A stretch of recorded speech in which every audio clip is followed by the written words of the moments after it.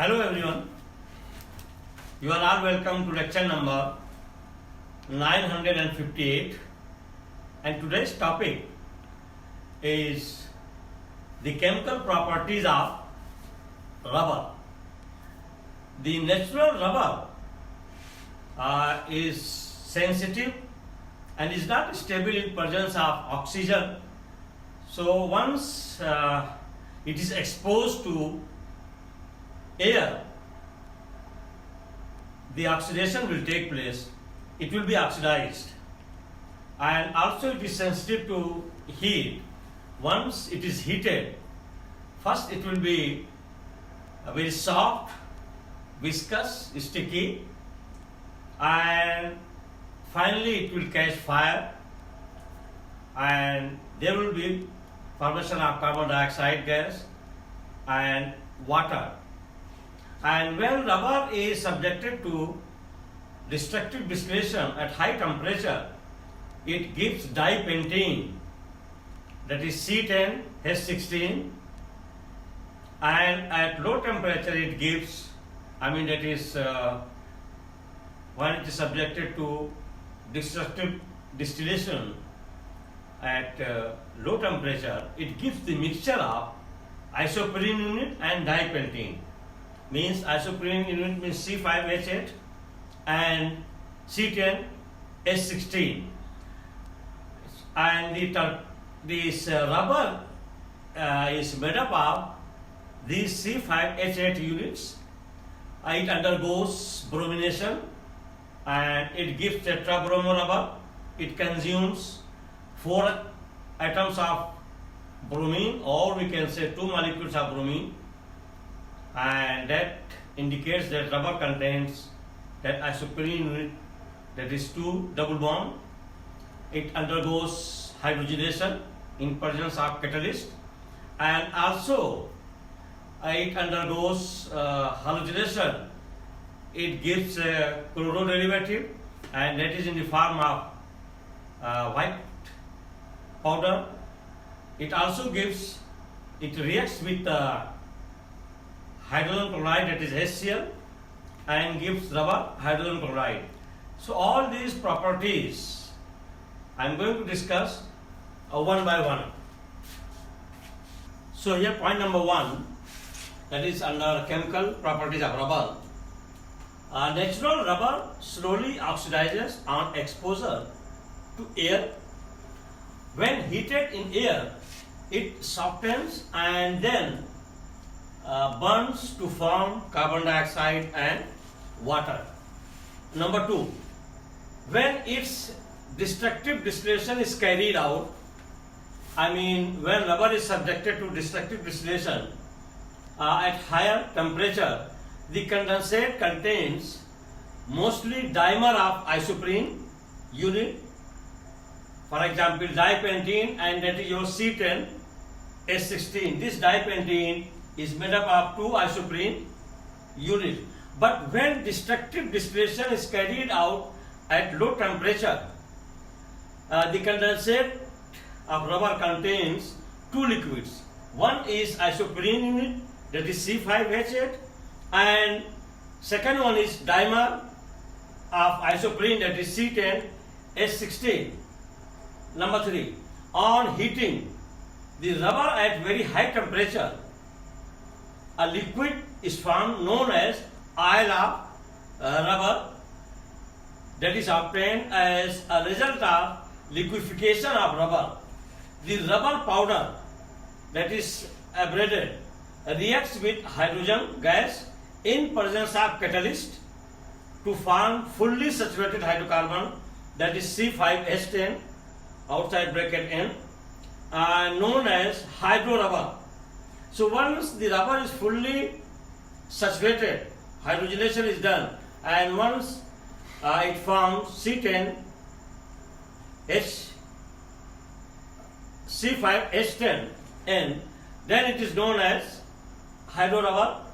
It decolorizes bromine water to form tetrabromo derivative of rubber, and that tetrabromo derivative of rubber is C10 H16 Br4.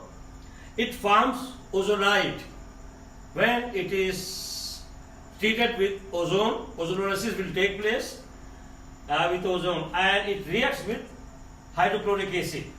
Number 4, rubber can be hydrogenated by hydrogen at high temperature and pressure in presence of platinum black as catalyst.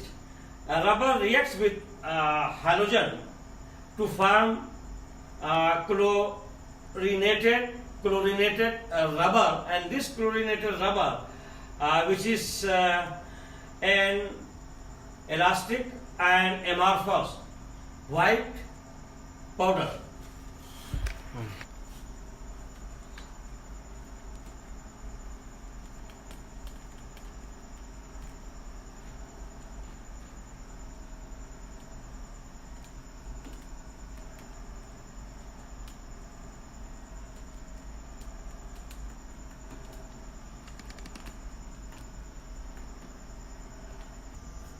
So, number 5, rubber reacts with hydrochloric acid, that is HCl, to form rubber hydrochloride, that is your C5H16 outside bracket N.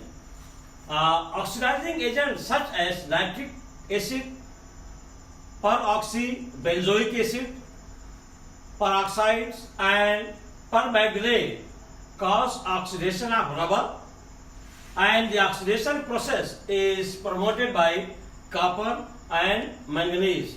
Normal oxidation of rubber gives unstable peroxide of rubber, and which is transformed into stable oxide. Number 6, for each C5H8 isoprene unit in rubber molecule, each of hydrogen, bromine, ozone and hydrogen chloride are necessary for the reaction, which clearly indicates that each C5H8 unit contains only one double bond. Actually, there is a contradiction.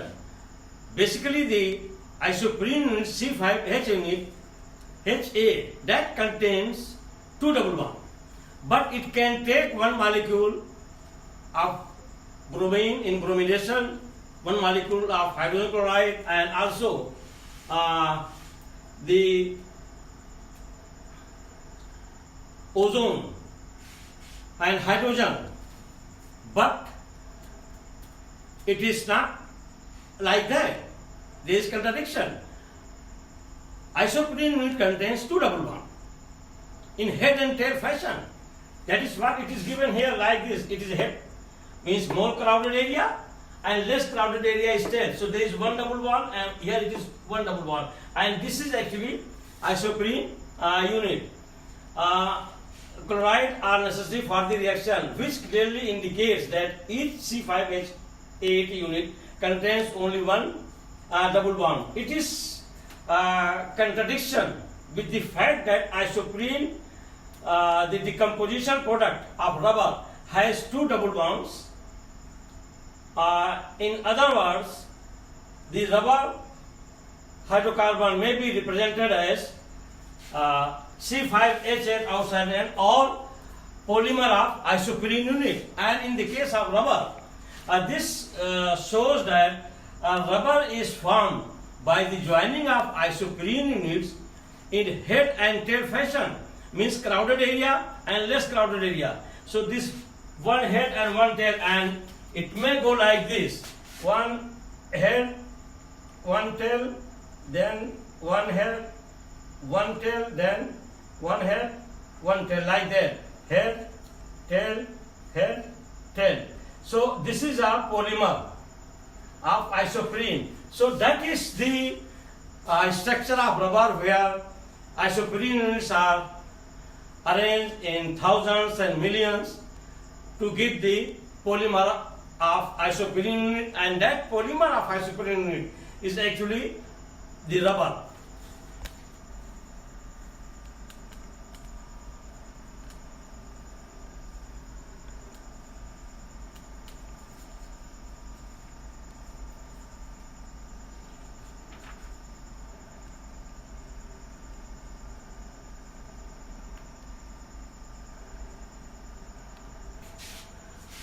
So I will continue the chemical properties of rubber part 2, and with this here I will stop. Thank you very much for watching the lecture.